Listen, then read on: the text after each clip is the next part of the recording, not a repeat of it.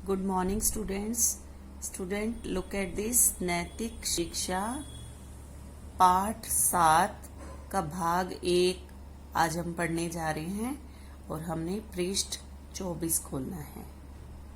ये देखिए पृष्ठ 24 पाठ 7 सृष्टिकर्ता। सृष्टिकर्ता किसे कहते हैं? दुनिया को बनाने वाला। ऋतु और ऋता समवयस्क हैं। समवयस्क का मतलब बच्चों होता है कि एक ही उम्र के बड़े बच्चे हैं, कॉलेज गोइंग, वो कॉलेज में जाते हैं। एक ही नगर के एक ही मोहल्ले में पास पास रहती हैं। दोनों विज्ञान की छात्राएं हैं, यानी साइंस पढ़ती हैं। कक्षा भी समान है किंतु दोनों के कॉलेज भिन्न हैं, यानी दोनों अलग अलग कॉलेज में जाती हैं पर सेम क्लास है। ऋतु राजकीय कॉलेज में पढ़ती है और रीता डीएवी कॉलेज में। राजकीय कॉलेज में छात्र संघ के चुनाव अभियान में साम्यवादी दल के गहन प्रचार ने ऋतु को नास्तिक बना दिया है। बच्चों, ये गहन प्रचार, ये जब भी कोई इलेक्शन होते हैं ना, वहां पे कॉलेजेस में भी इलेक्शन होते हैं, तो उसमें जो वो प्रचार करते हैं, बातें जिसको कि वो लाइक करते हैं उनके बारे में बातें करते हैं, तो नास्तिक उसे कहते हैं जो परमात्मा को नहीं मानता।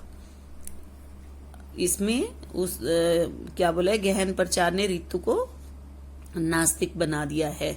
जबकि रीता डीएवी कॉलेज में कभी कभी आयोजित होती रहने वाली आर्य कुमार सभाओं के प्रभाव से धर्मनिष्ठ आस्तिक बन गई है।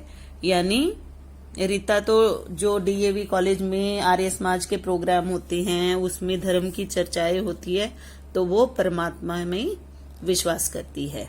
विचारों तथा भावों की इस विपरीत दिशा के होते हुए भी दोनों की मैत्री में किसी प्रकार की न्यूनता नहीं आ पाई है। यानी कि दोनों के विचार अलग अलग थे, अलग अलग सोच थी, पर फिर भी दोनों बहुत अच्छे फ्रेंड थे।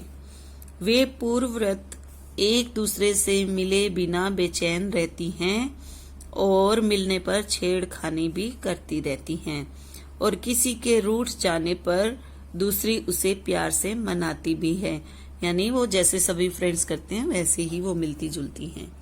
रीता अपरातः सायं संध्या करने लगी है, हवन करने भी बैठती है।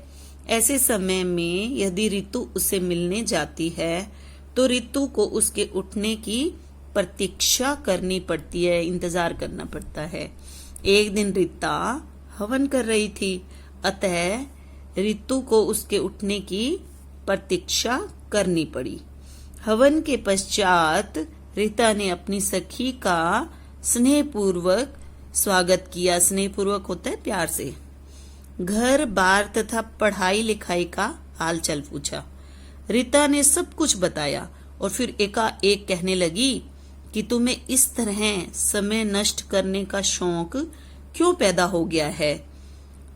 समय नष्ट यानी कि अपना समय क्यों खराब करती हो?